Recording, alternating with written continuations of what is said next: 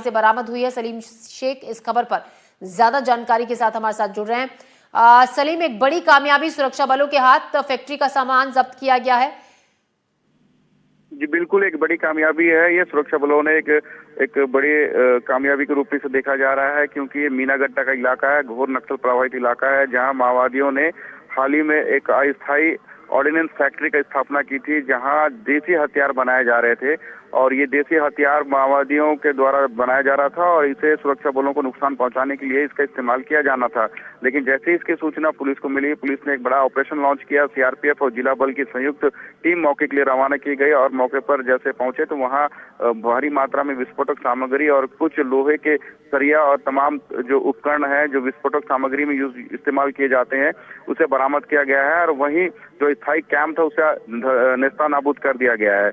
क्योंकि बस्तर के जिस तरह से माओवादियों के खिलाफ जो बड़े ऑपरेशन चलाए जा रहे हैं, बड़े माओवादी मारे जा रहे हैं, इसके अलावा कई बड़े कैडर के नक्सली लगातार सरेंडर करते जा रहे हैं, तो ये एक बड़ा दबाव देखने को मिल रहा है। नक्सल संगठन में एक बिखराव देखने को मिल रहा है। यही वजह है कि अब नक्सलियों का जो सप्लाई चैन था, चाहे वो हथियारों का हो या फूड चैन हो, वो लगभग टूट चुका है। यही कारण है कि नक्सली अपने पारंपरिक जो पुराने हथियार थे, देसी हथियार, उसकी ओर रुख कर लिया है। क्योंकि जैसे ही इसकी सूचना पुलिस को मिली, पुलिस ने एक बड़ा ऑपरेशन लॉन्च किया और देसी फैक्ट्री को उन्होंने मौके पर ही नेस्तनाबूद कर दिया है। बिल्कुल सलीम, एक बड़ा आघात ये नक्सलियों पर है और कड़ा प्रहार, क्योंकि जो उनको एक तरीके से जो हथियारों को जब्ती जिस तरीके से हुई है, अब और भी कमजोर नक्सली इस इलाके में जो यहाँ पर नक्सलियों की मूवमेंट थी वो इससे हो गई होगी। जी बिल्कुल, जो नक्सल संगठन है वो लगातार कमजोर होता जा रहा है। और ये जो मीनागट्टा का इलाका है, पूर्व में पीएलजीए का गढ़ माना जाता था, क्योंकि पूरे देश में पीएलजीए एकमात्र सुकमा और बीजापुर के सरहदी इलाकों में संचालित था और यहाँ हथियारों की सप्लाई भी की जाती थी, क्योंकि ये तेलंगाना और महाराष्ट्र से लगा हुआ सीमावर्ती इलाका है। और जिस तरह से छत्तीसगढ़ के अलावा महाराष्ट्र, ओडिशा, तेलंगाना और आंध्र प्रदेश में जो संयुक्त रूप से कोऑर्डिनेट करके जो ऑपरेशन चलाए जा रहे हैं, इसमें माओवादी संगठन को बड़ा झटका लगा है। और यही कारण है कि जो सप्लाई चैन थे, जो दिगर राज्यों से जो सप्लाई हथियार जो माओवादियों के लिए सप्लाई किए जाते रहे हैं, वो सप्लाई अब बंद हो गया है। यही इस वजह से ही माओवादी अब पुराने पारंपरिक हथियारों की तरफ मुड़ गए हैं और देसी हथियार बनाने की फिराक में। क्योंकि अमूमन देखा गया है कि जो देसी फैक्ट्रियां जो होती है माओवादियों की, वो घने जंगलों और पहाड़ों में होती हैं, जो छोटे से जगह में स्थापित किया जा सकता है। तो ये मीनागट्टा का इलाका है, यहाँ माओवादियों की पहले बहुत अच्छी मजबूत पकड़ हुआ करती थी, लेकिन अब ये कमजोर हो गया है। माओवादी किसी बड़ी घटना को अंजाम देकर अपने आप को फिर से स्थापित करना चाहते थे।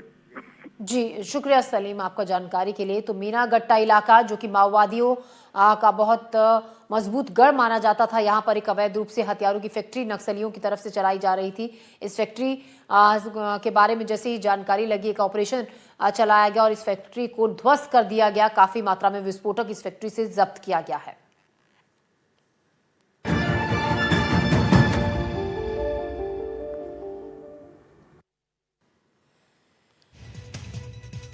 और खबरों की शुरुआत करते हैं ग्राउंड रिपोर्ट में। खबर अशोकनगर से, जहां जिले की ग्राम पंचायत गरेठी में आदिवासी नन्ना के परिवार को साल 2021-22 में पीएम आवास का सपना दिखाया गया, लेकिन अब 4 साल बीत जाने के बाद भी ये सपना सिर्फ कागजों में ही मौजूद है। हालात ऐसे हैं कि आज भी नन्ना आदिवासी परिवार झोपड़ी में रहने को मजबूर है। बताया ये जा रहा है कि पंचायत के कागजों में गृह प्रवेश कर फोटो तक अपलोड कर दी गई, लेकिन जमीन पर कोई मकान नहीं बना। परिवार का आरोप है कि उनके आवास का पैसा गायब कर दिया गया। अब सवाल यह है कि जिम्मेदार अधिकारी इस कागजी खेल और आदिवासी परिवारों की दुर्दशा पर कब ध्यान देंगे। परिवार अब अपने सवालों का जवाब मांग रहा है और प्रशासन से न्याय की उम्मीद कर रहा है, जिसकी जानकारी लेने के लिए हमारे संवाददाता मौके पर पहुंचे और परिवार से बातचीत की। देखिए अशोकनगर जिले में यदि देखा जाए तो प्रधानमंत्री नरेंद्र मोदी का जो महती योजना है, प्रधानमंत्री आवास योजना, उसमें कहीं ना कहीं ग्रामीण स्तर में एक बड़ी खामी नजर आ रही है और सिर्फ कागजी खाना पूर्ति नजर आ रही है। यह हम इसलिए कह रहे हैं कि इस वक्त हम मौजूद है अशोकनगर जिले की चंदेरी पंचायत, जनपद पंचायत के अंतर्गत आने वाली ग्राम पंचायत गरेठी में। और गरेठी पहुंचकर जब हमने आदिवासी बस्ती का दौरा किया तो यहाँ पर हमें चौंकाने वाले मामले सामने आए हैं। यदि ये देखा जाए तो पहला मामला हम आपको बता रहे हैं कि इस वक्त हमें ये वो घर है जो एक झोपड़ी आपको नजर आ रही होगी नन्ना आदिवासी का। ये ये नन्हे आदिवासी को पीएम आवास स्वीकृत हुआ था, लेकिन पीएम आवास का कागजों में गृह प्रवेश करा दिया, किसी अन्य जगह की फोटो अपलोड भी करा दी गई। लेकिन यदि मौके पे देखा जाए तो नन्हे आदिवासी के यहाँ ये झोपड़ी नजर आ रही है। क्या है, आपको ये पीएम आवास मिला था, बन क्यों नहीं पाया? पैसा ले ला मंत्री ने तो नहीं बनी जे वो हटवा दई। कितने पैसे दिए थे मंत्री को आप लोगों ने? अब नहीं हेर के दाए हूँ, अब कह रहे थे नहीं ना दाए हूँ जे लाए हूँ। अब हो तो कितने सालों से ये पूरा अधूरा पड़ा है आपका आवास? अजय तो के साल 2-3 साल को पारो है। तो एक ये टूटी फूटी हल्की सी ईंटों की एक दीवार नजर आ रही है, जो पीएम आवास के नाम पर एक अवशेष नजर आ रहा है। का झोपड़ी डाल के तुमका देख नहीं रहा, ना लेट रंग है और ना का कहते हैं कोठी है, कछु नहीं है हम पर। तो किसी से कहा दो तो बच्चा है ना, 2 बच्चों में का कहते ना बच्चा है और 2 बंग है, ना बच्चा है ना हमें है, कछु नहीं है। किसी अधिकारी से कहा, कोई आता है कभी खूब ना? कहते हैं कि हमें कह नहीं आ रही, आएगी वो वैसे रह जाता सुन के। एक बड़ा सवाल कि आखिर ग्रामीण क्षेत्र में सिर्फ और सिर्फ कागजी घोड़े आदिवासी क्षेत्रों में दौड़ाए जा रहे हैं। अब देखना होगा कि एनडीटीवी पर ये ग्राउंड रिपोर्ट दिखाए जाने के बाद जिम्मेदार अधिकारियों की नजर ऐसे अशोकनगर जिले में आदिवासी बाहुल बस्तियों में कब जाती है और कब बारीकी से इनका सर्वे कराकर उनको न केवल पीएम आवास का लाभ दिलाया जाता है, बल्कि शासन की जो भी महती योजना है, साथ ही साथ जो मूलभूत आवश्यकता है इन आदिवासी परिवारों को, उनको कब लाभ दिलाया जाता है। फिलहाल यही कहा जाएगा कि अशोकनगर जिले में आदिवासी क्षेत्रों में पीएम आवास योजना और पीएम जनमन योजना दम तोड़ती नजर आ रही है। स्वदेश शर्मा, एनडीटीवी, अशोकनगर।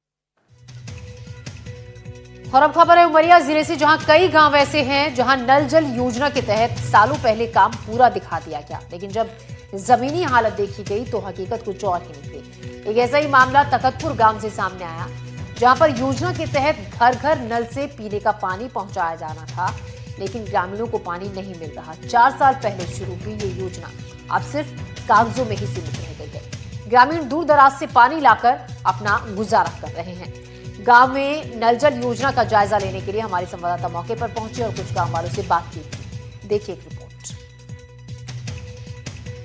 तखतपुर गांव में नल जल योजना का लाभ इन ग्रामीण जनों को नहीं मिल रहा है।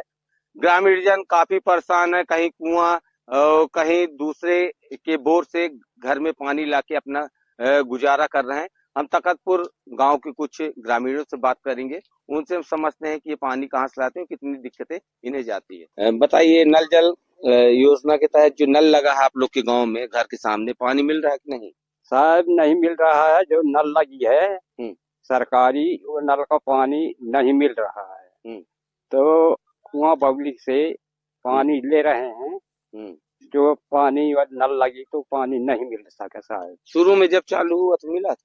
मिला है, 1-2 हफ्ता मिला है साहब। और कब से बंद है ये? 2 हफ्ते के बाद